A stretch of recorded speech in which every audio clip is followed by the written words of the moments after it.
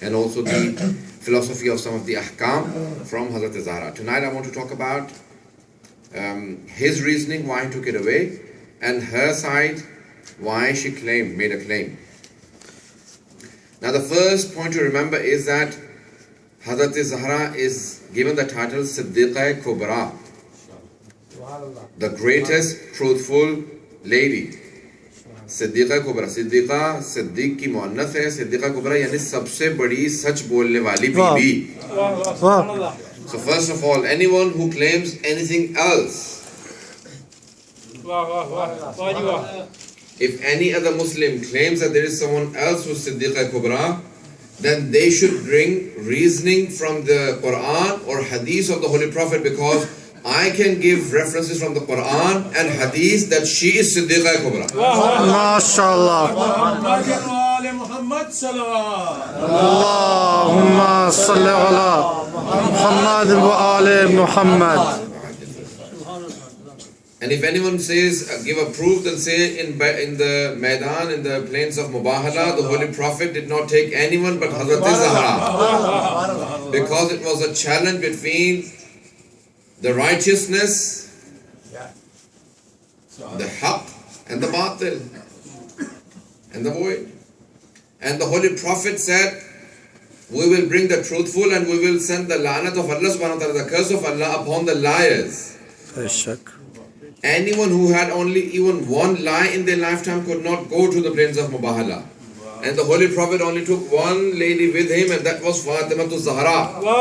Subhanallah. If anyone else claims that there is another person who is Siddiqa Kubra, then they should bring proof from the Holy Quran and Hadith of the Holy Prophet. Hazrat Rasul Khuda announced Hazrat Zahra to be Siddiqa Kubra. I can go on into this debate, but I want to today explain. She came. There are three things that the Holy Prophet says that the ladies have less from the men. There are three things that they have less. Everyone's attention so far with me? Number one, their ibadat is less than that of men. Their ibadat, their acts of worship are less.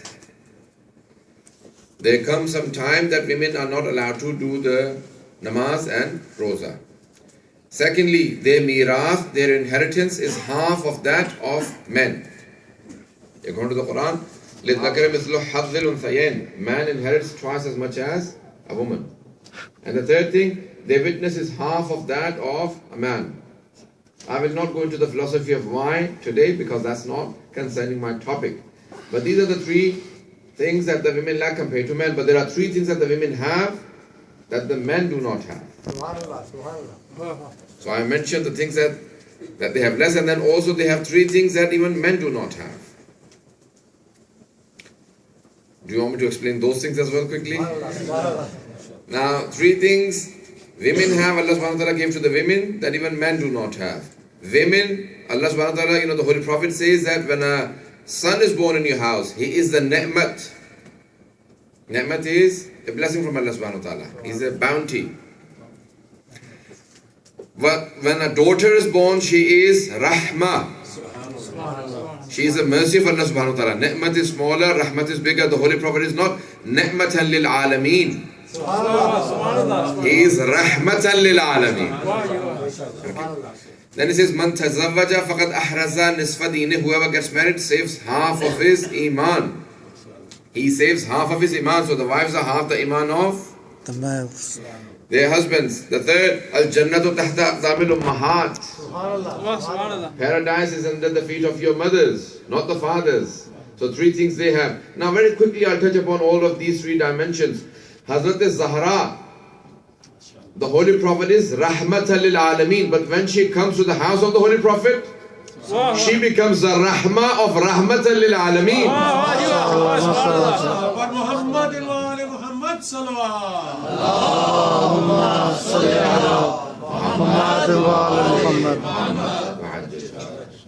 So she is the rahmah, the mercy for the mercy of the universe.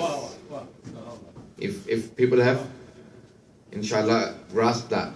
The second point, the Holy Prophet, when he was sending Amir al-Mu'mineen to the battle of trenches, battle of Khandaq, he said, Barazal imanu kulluhu alal kufri kulleh. Today, kulle iman, the complete faith is fighting against the complete kufr, disbelief. Aaj kulle iman, kulle kufr ke muqabile mein ja raha hai. So he said that about Amirul Mu'mineen, that Ali ibn Abi Talib is the complete iman. And the Holy Prophet said, your wives are half of your iman. When she went to the house of Ali ibn Abi Talib, kulle iman, she became half of his iman. Subhanallah. This is Fatima to Zahra.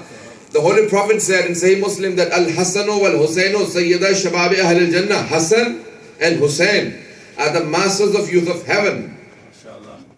Hassan and Hussein Jawanan Jannat ke Sardar hai. Pay attention. Hassan and Hussein are the masters of the youth of heaven. And the Holy Prophet said, your paradise is under the feet of your mother. You see, the paradise of the masters of youth of heaven is under the feet of Fatima to Zahra. MashaAllah. Can you imagine? Now we understand the poetry by Allama Iqbal when he said, Maryamaz yek nisbat Isa Aziz, asse nisbat Hazrat Zahra Aziz. Maryam only has one relation due to which she has so much respect. She is the mother of Isa. But he says, Fatima to Zahra has three relations. She is the daughter of Rahmatan lil Alameen.